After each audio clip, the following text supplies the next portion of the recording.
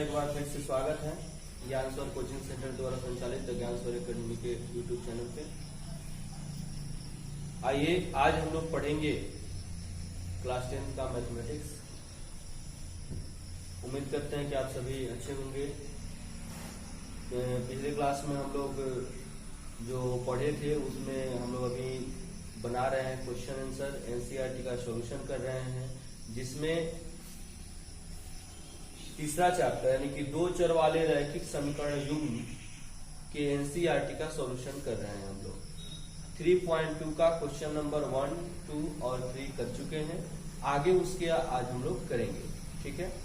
तो उसमें जो हम लोग किए हैं उससे आगे बढ़ते हुए चौथा नंबर जो हमारा क्वेश्चन है उसमें हम लोग को यह देखना है कि दिया गया जो रैखिक समीकरण युग्म है वह संगत है या असंगत है।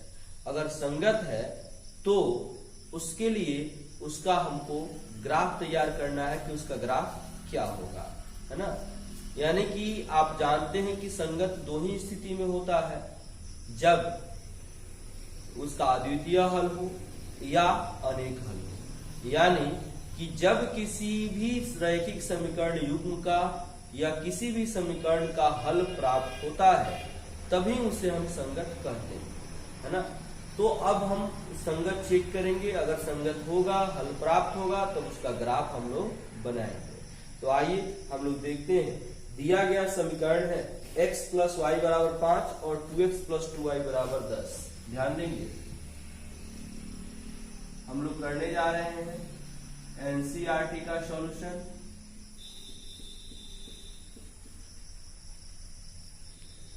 एक्सरसाइज 3.2 क्वेश्चन नंबर 4 का 1।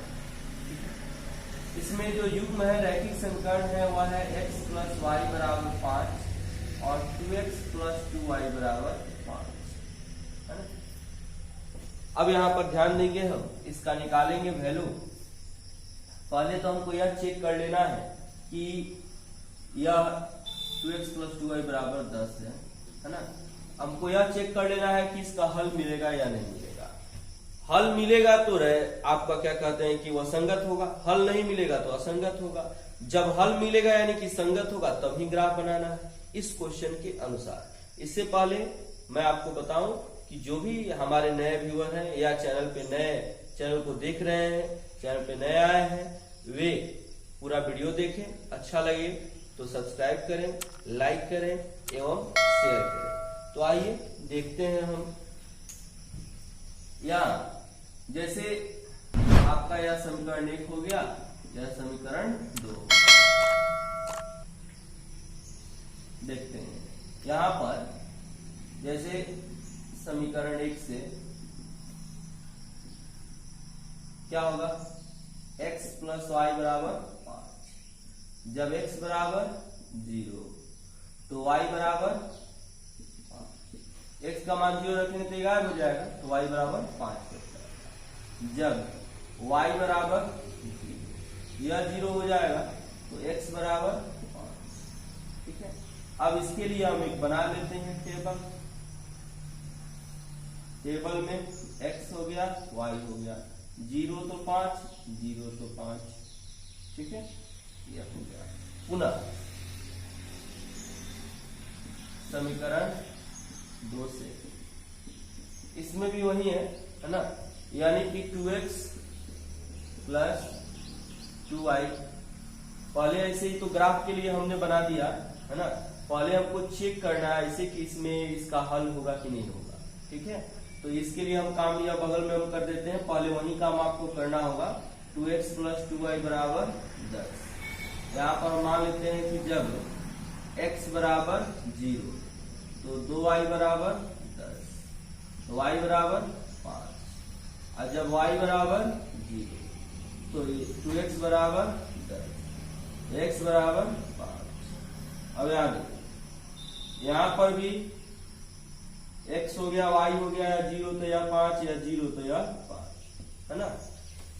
अब देखिए यहाँ पे पहले हम करेंगे क्या कि यहाँ से हम हल को निकालेंगे। तो यहाँ पे हम इसको बना लेते हैं, है ना। या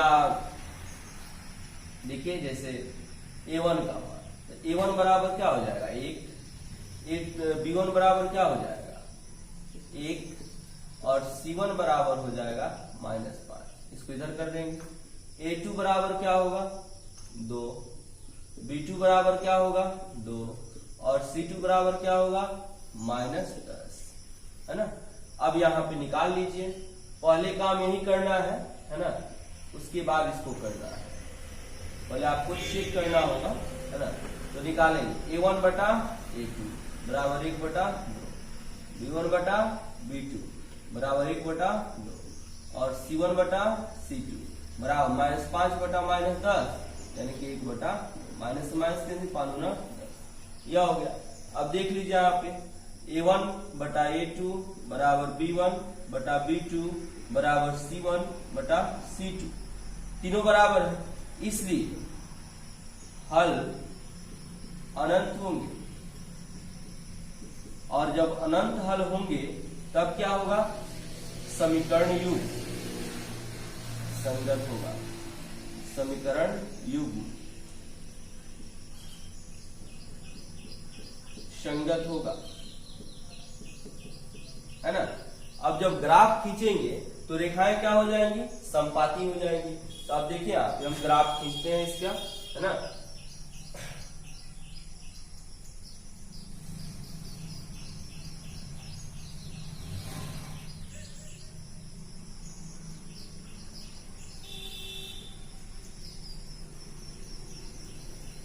दिखा सर,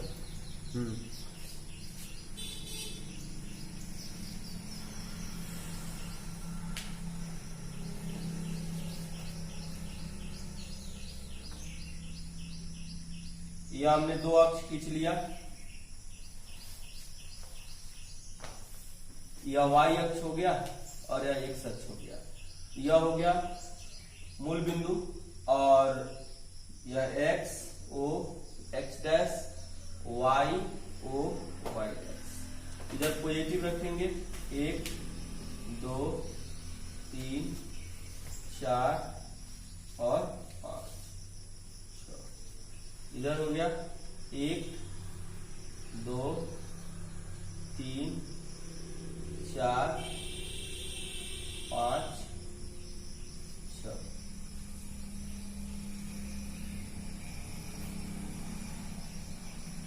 -1 -2 -3 -4 -1 -2। ठीक है। अब देखिए आप x0 तो y5, x0 तो y5 यहां आ गया, है ना। फिर y0 तो x5 तब यहां आ जाएगा। अब इसको मिला दीजिए,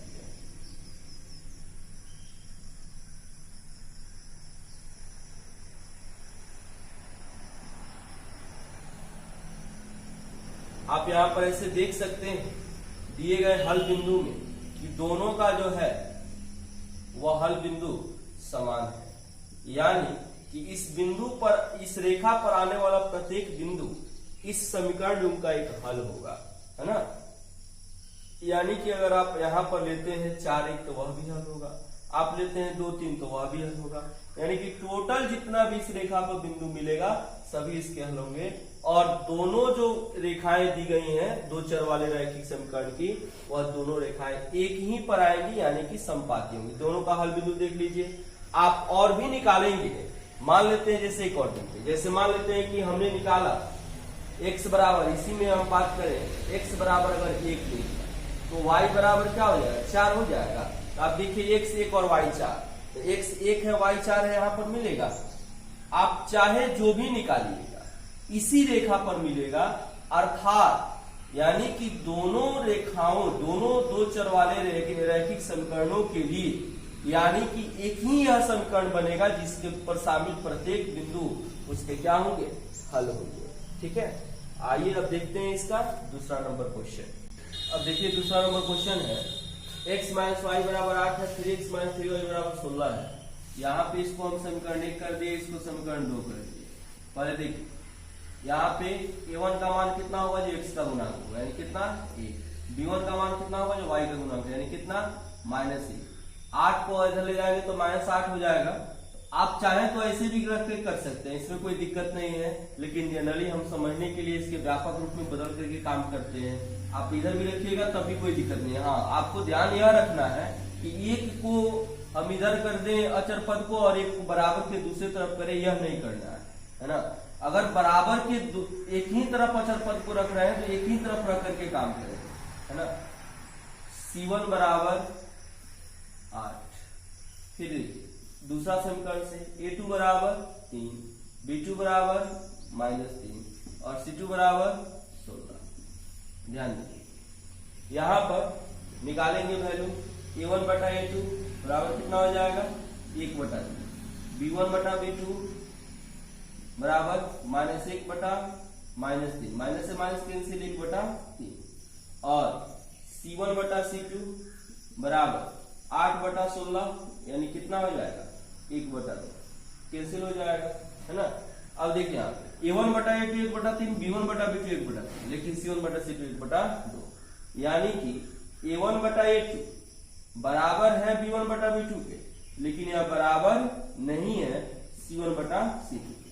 तो इस स्थिति में आप जानते हैं कि इसका जो हल होता है वह कोई नहीं प्राप्त होता है, यानी कि इसका कोई हल होता ही नहीं। आज जब कोई हल नहीं होता है तो आप जानते हैं कि उस समीकरण नियम को हम असंगत समीकरण नियम कहते हैं, और कोई हल नहीं होता है तो उसका आरेख जो होता है वह आप जानते हैं कि वह समांतर रेखाएं होती है ना। तो हम यहाँ पर लिखेंगे, इसलिए समीकरण युग्म का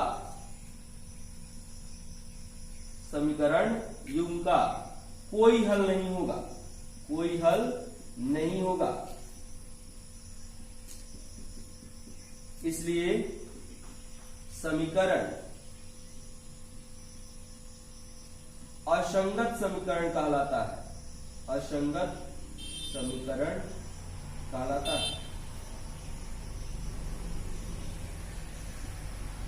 है ना। यह अब आपको क्वेश्चन में जो है वह कह रहा है कि यदि संगत हो तभी ग्राफ खींचना है, असंगत हो तो नहीं खींचना है ना। और संगत तभी होगा जब उसका हल प्राप्त होगा, जब हल नहीं प्राप्त होगा तो वह असंगत हो जाएगा।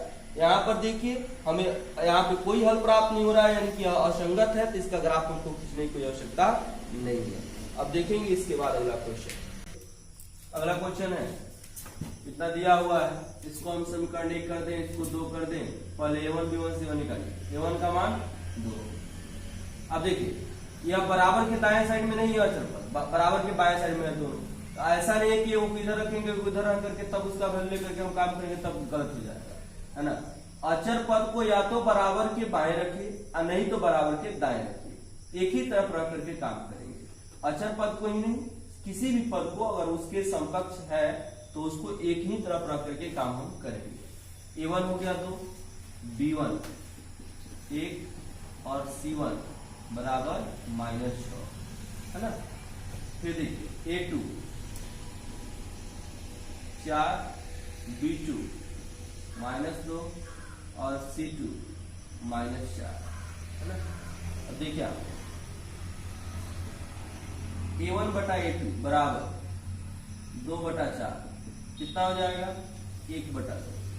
फिर देखिए B1 बटा B2 बराबर 1 बटा -2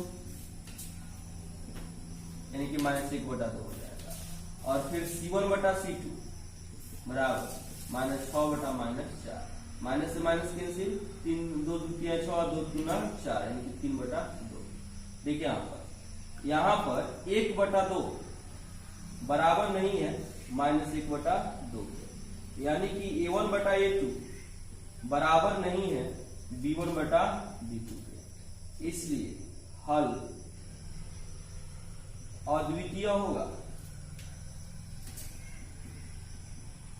इसलिए समीकरण संगत होगा, संगत होगा,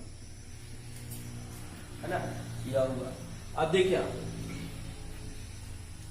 जब संगत समीकरण है तो अब इसके लिए हम काम करेंगे। यहां पर ध्यान दीजिए, अब यहां पर हम ग्राफ खींचेंगे तो ग्राफ के लिए देखेंगे समीकरण 1 से 2x प्लस वाई माइनस 6 बराबर 0।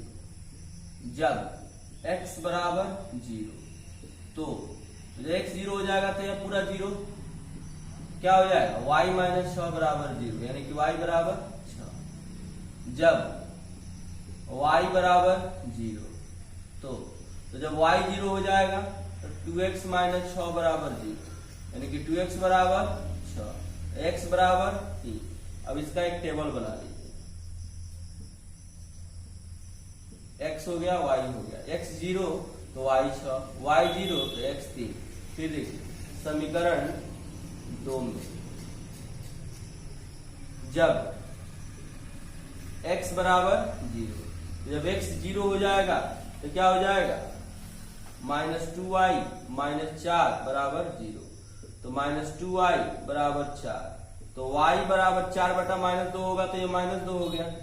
फिर देखिए जब y बराबर 0 तो जब y 0 हो जाएगा तो ये पूरा 0, तो कितना हो जाएगा, 4x माइनस 4 बराबर 0, तो 4x बराबर 4, तो x बराबर 4 बटा 4 यानी कि 1। अब इसके लिए भी टेबल बनाएंगे, x हो गया y हो गया, x अगर 0 है तो y -2 हो गया, y अगर 0 है तो x 1 हो गया, यह होगा, है ना। अब देखिए इसका ग्राफ हम खींचेंगे, y में -2 तक है यानी कि इधर कम रहेगा, x में y में 6 ऊपर ज्यादा रहेगा, x में 3 रहेगा, है ना। ग्राफ को ऐसे हम देख करके सोचेंगे तब आप आसानी से कर सकते हैं कि किसका किधर वैल्यू प्लस में माइनस में ज्यादा है। उधर स्पेस ज्यादा दे देंगे जिधर ज्यादा होगा, जिधर कम होगा उधर कम दे देंगे। जैसे y में 6 है ऊपर तो ऊपर ज्यादा दे देंगे, नीचे कम दे देंगे, है ना। y में -2 है नीचे, है ना, तो नीचे 2 के बराबर देंगे।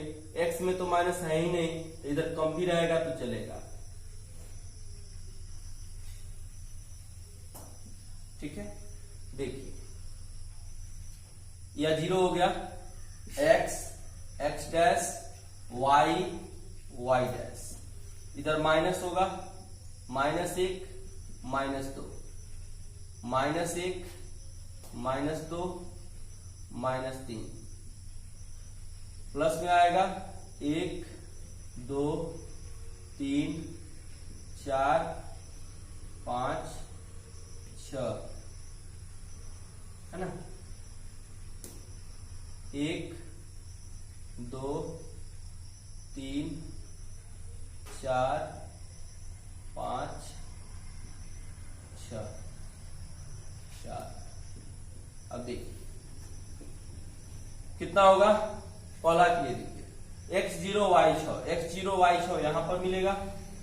फिर देखिए y 0 x 3, y 0 यानी कि y पर 0 और x पर कितना 3, यह मिला। अब इसको खींच दे, एक सरल रेखा,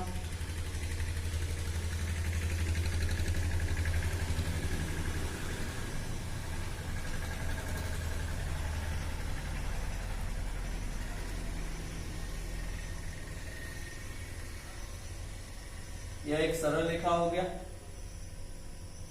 है ना। और देखिए फिर x 0 y -2, x 0 y -2, फिर y 0 x 1, y 0 x 1 यहां हो गया। अब इसको मिलाएंगे,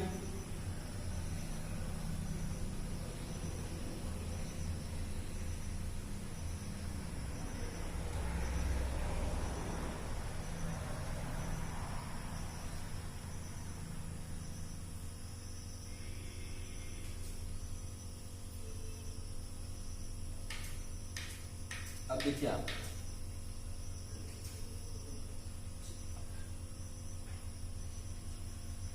यहां पे मिल रहा है, मिला लीजिए। यह कौन सा बिंदु हो गया, यह हो गया 2 2, यह मिल रहा है यहाँ पे रेखा खींचने के पश्चात, यानी कि यह हो गया आपका 1 0, यह हो गया आपका 0 -2, यह आपका हो गया 3 0, यह हो गया आपका 0 6, है ना। अब देखिए यहाँ पे आया हुआ है 2 यानी कि x का मान 2 और y का मान 2। और यह समीकरण के लिए है, समीकरण का आप नाम भी दे सकते हैं।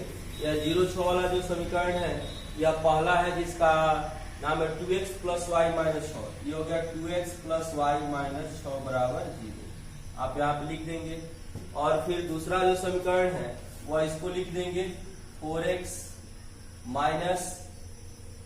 2y - 4 बराबर 0। यह हो गया, है ना।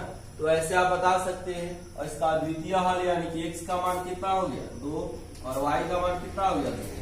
अगर आप यह आंसर प्राप्त कर लेते हैं कि हल प्राप्त कर लेते हैं, तब आपको पता करना है कि यह सही है कि नहीं। इस मान को समीकरण में रख देंगे। रखने पर आप देखेंगे कि LHS और RHS अगर बराबर आ गया तो आपका सही है, अगर बराबर नहीं आया तो कहीं ना कहीं आपने गलत बनाया है। ठीक है। इसके बाद आइए देखते हैं अगला क्वेश्चन। तो अगला समीकरण जो है हमारा वह है 2x - 2y - 2 बराबर 0 और एक है 4x - 4y - 5 बराबर 0। इसको पहला समीकरण कर देते हैं, इसको दूसरा कर देते हैं, है ना। पहला समीकरण से a1 b1 c1 निकलेगा। पहले चर का जो गुणांक होता है वह a1 यानी कि a1 बराबर कितना हो गया 2, b1 बराबर कितना हो गया -2 और c1 बराबर कितना हो गया -, है ना। फिर दूसरे समीकरण मिलेगा तो a2 बराबर 4, b2 बराबर -4 और c2 बराबर -5, है ना। यह हो गया। अब देखिए a1 बटा a2 बराबर 2/4, 2 दूना 4, 1/2 हो गया।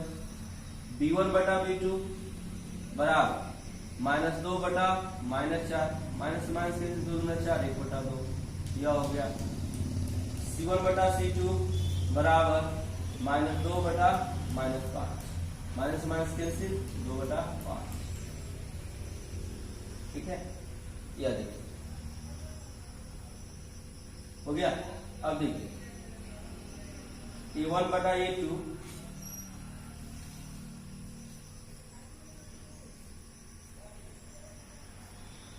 या 1/2, 1/2, 2/5 यानी कि a1 बटा a2 बराबर है b1 बटा b2 के, लेकिन यह बराबर नहीं है c1 बटा c2 के। इसलिए समीकरण का कोई हल नहीं होगा। इसलिए समीकरण का कोई हल नहीं होगा। जब कोई हल नहीं होगा तो समीकरण क्या होगा, इसलिए समीकरण असंगत होगा। समीकरण असंगत होगा, है ना। यानी कि संगत होने की स्थिति में इसका ग्राफ हम खींचते, लेकिन असंगत आ गया तो इसका कोई ग्राफ हम नहीं खींचेंगे। ऐसे हम जानते हैं कि असंगत समीकरण युग्म का जो ग्राफ होता है वह समांतर रेखाएं होती है। तो अगर मान लेते हैं कि आपको चेक ही करना है तो आप ग्राफ खींच करके देख सकते हैं कि इसका समांतर आ रहा है कि नहीं आ रहा है ना। तो यहाँ पे असंगत होने की स्थिति में, कोई हल नहीं होने की स्थिति में जो रेखाएं होती है वह समांतर होती है। आइए देखते हैं अगला क्वेश्चन। ध्यान देंगे अगला जो क्वेश्चन है वह कुछ इस प्रकार से, यह शाब्दिक क्वेश्चन है। तो इसके लिए हमने बताया है, सबसे पहले इसको महत्वपूर्ण है किया जाने में कि इसको हम बनाएंगे कैसे। तो हम यह देखते हैं कि आपको निकालना क्या है। निकालना जिसको रहता है उसको हम कोई चर राशि मान लेते हैं। जैसे आयताकार बाग है, बाग का विमा निकालना है तो सबसे पहले उसमें आयताकार बाग है तो बाग के विमा में क्या आएगा।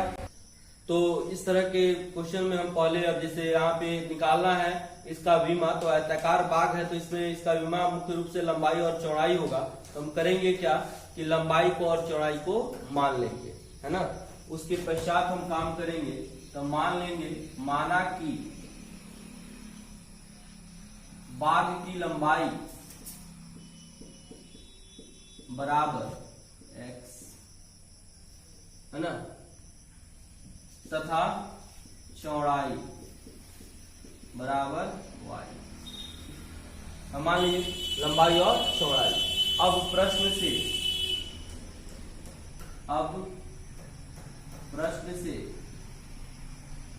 प्रश्न क्या कह रहा है कि इसका अर्ध परिमाप, है ना, बाग का अर्ध परिमाप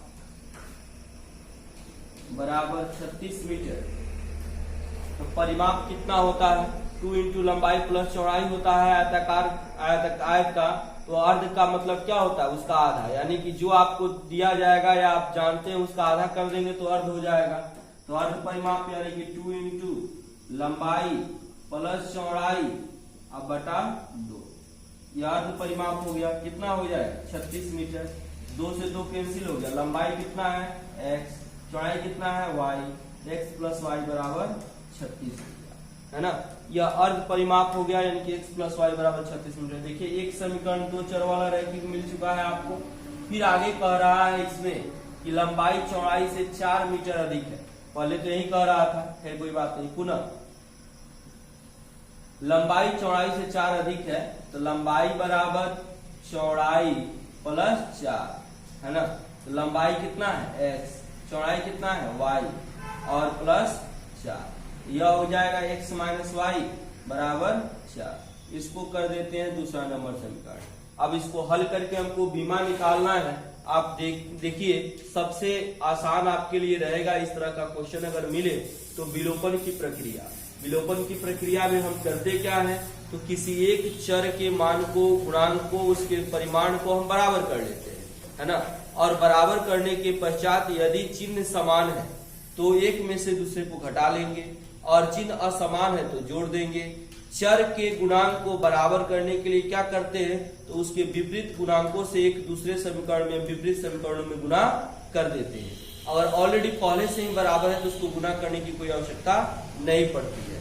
देखते हैं यहाँ पे दोनों में x है। देखिए यहाँ पर भी एगो x है, यहाँ पर भी एगो x है। यह चर का देखिए मान बराबर है, चिन्ह क्या है समान है। तो आप चाहे तो x वाले को हटा सकते हैं। कैसे, तो एक में से दो को, मतलब एक समीकरण में से दूसरे समीकरण को घटा देंगे, है ना। देखिए उसके बाद y जो चर है तो दोनों देखिए समान चर है, दोनों का चिन्ह असमान है तो यहाँ पे क्या कर देंगे, जोड़ देंगे तो y वाला चर गायब हो जाएगा। अब यह गायब हो जाएगा तो फिर हम x का मान निकाल लेंगे। ऐसे हम कर सकते हैं, ठीक है।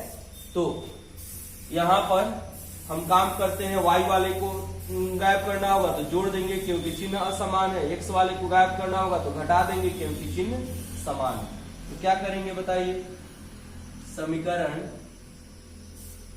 1 जोड़ समीकरण 2, समीकरण 1 में 2 को जोड़ने पर क्या हो जाएगा बताइए, x प्लस वाई बराबर 36, फिर x माइनस वाई बराबर 4, y से y कैंसिल, 2x बराबर कितना हो जाएगा 40, x बराबर कितना हो गया 20।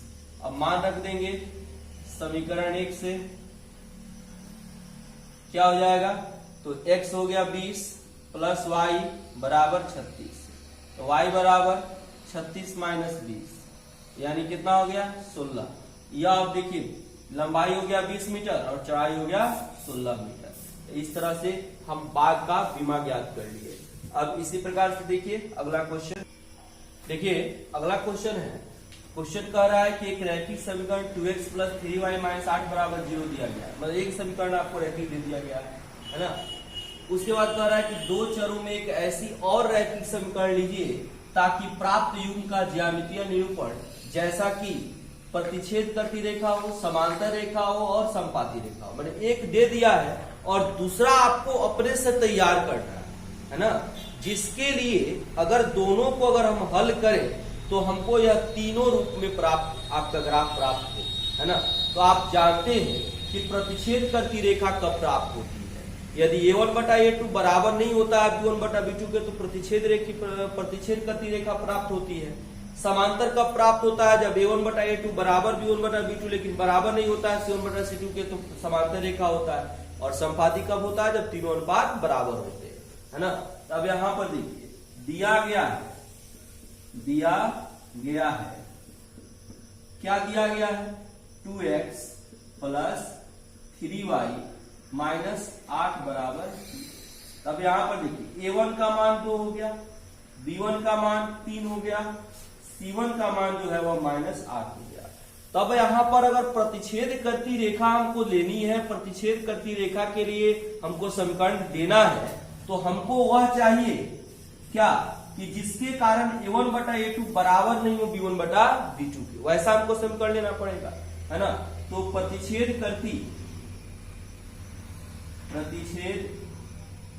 करती रेखा के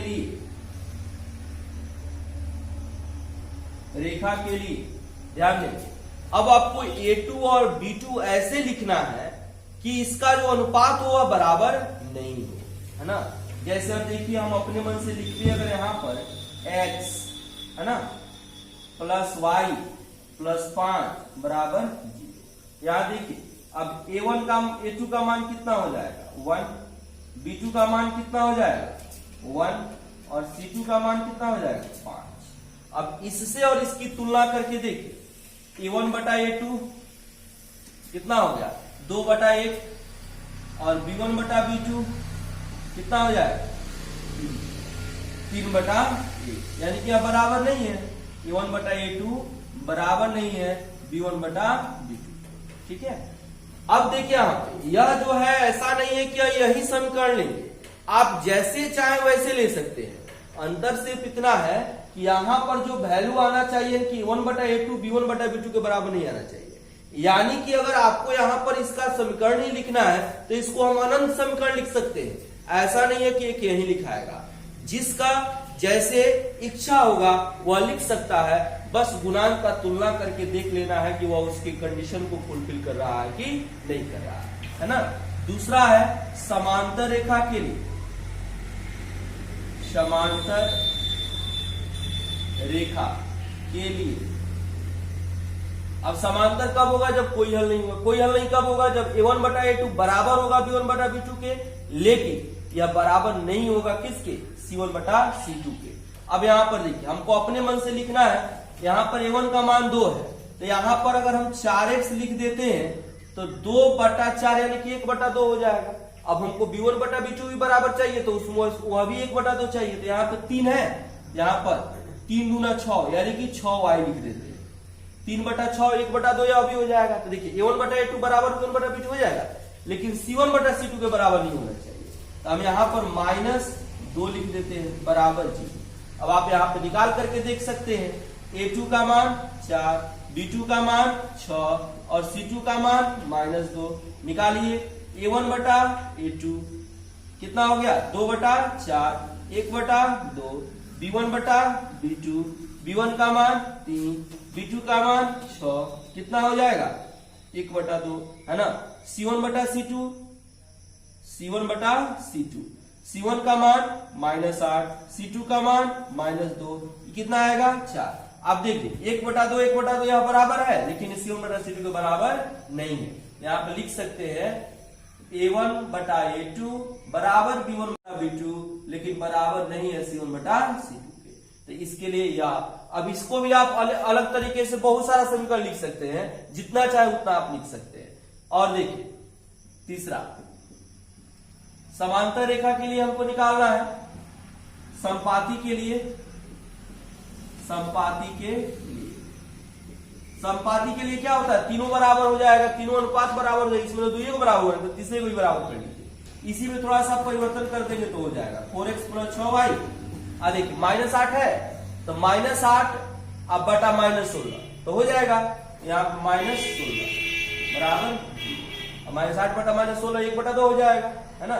यहाँ पे देखिए A2 बराबर 4 B2 बराबर 6 और C2 बराबर -16 निकालेंगे तो A1 बटा A2 बराबर 2 बटा 4 1 बटा 2, B1 बटा B2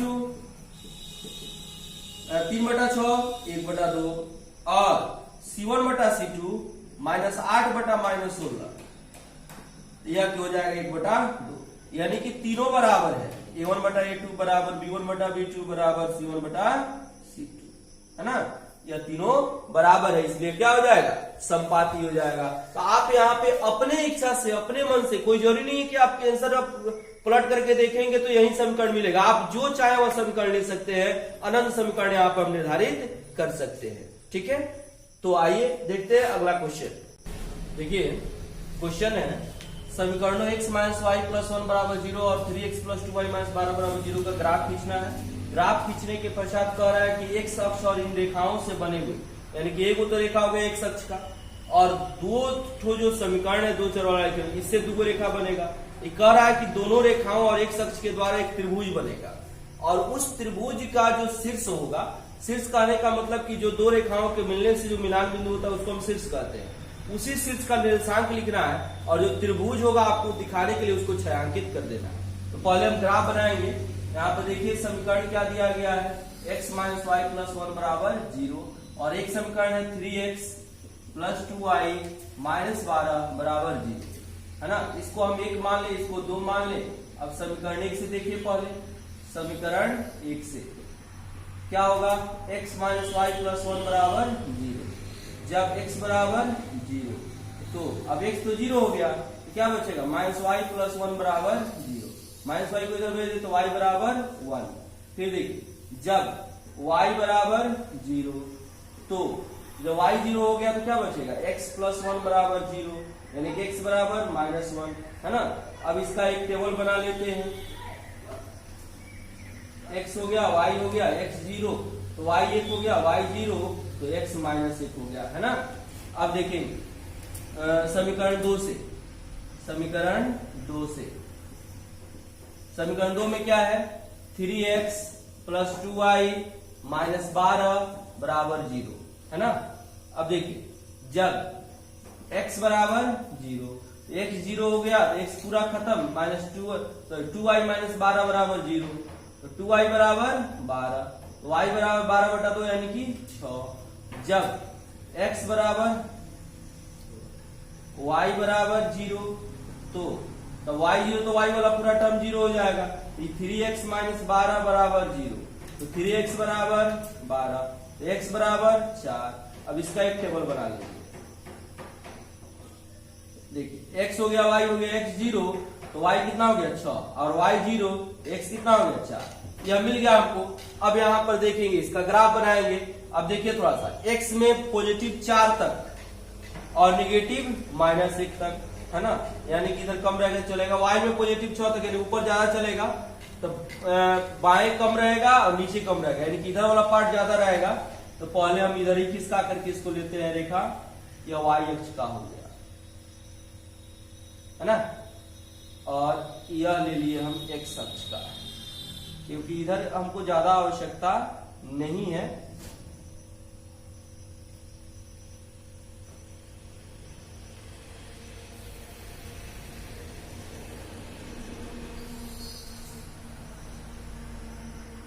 x - 1, ठीक है। या मूल बिंदु हो गया, या y, या y डैश, या x और या x डैश, है ना।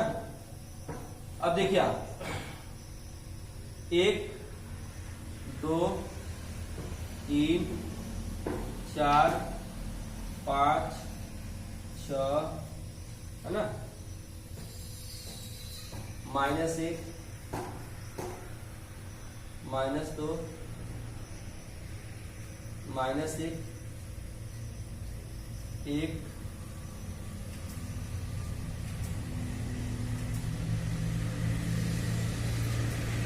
1 2 3 4 5 6 हो गया। अब देखिए x 0 तो y 1 यहां पर हो जाएगा, फिर y 0 तो x 1 यहां हो जाएगा। अब इसको मिला लीजिए,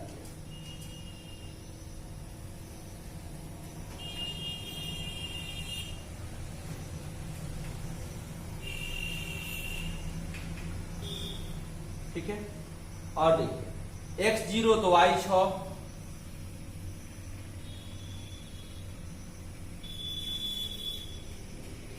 और y 0 तो x 4। अब इसको मिलाएंगे,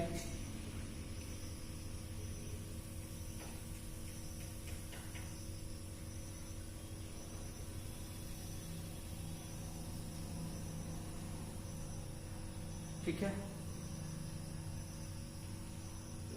अब देखिए आप इसका नाम दे देंगे 4 0, यह हो गया 0 1, यह हो गया -1 0, यह हो गया 0 6। अभी आप कैसे दे रहे हैं, तो पहला x का नियमक है, दूसरा y का नियमक है। जैसे यहाँ पर 4 पर है, x पर तो यह 4 हो गया, y पर कुछ आगे बढ़ा नहीं तो 0 हो जाएगा, है ना।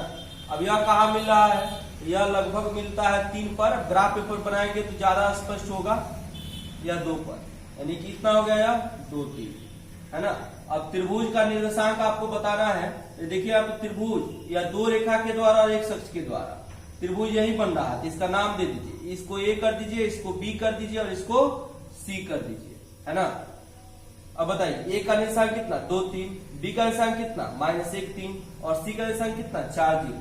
यहाँ पे लिखेंगे ए का नियामक, नियामक का निर्देशांक एक ही चीज होता है, कितना हो गया 2 3। बी का नियामक कितना हो जाएगा -1 0 और सी का नियामक कितना हो जाएगा 4 0, है ना। यह हो गया। और इसको अब छायांकित भी कर देना है,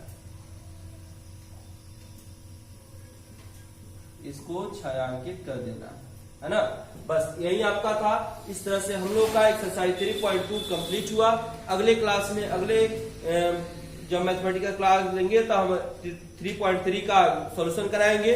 उसमें हम देखेंगे 3.6 तक है कॉन्सेप्ट हम पूरा पढ़ चुके हैं। जो भी नए विद्यार्थी है कॉन्सेप्ट से रूबरू नहीं है, आप पीछे क्लास 10 का जो प्लेलिस्ट है उसमें उस सब का वीडियो डाला गया है, आप उसमें देख सकते हैं। जिस मेथड के द्वारा जो उसमें काम करना है उसको आप करके आप उसके लिए उस कॉन्सेप्ट को समझ सकते हैं। धन्यवाद।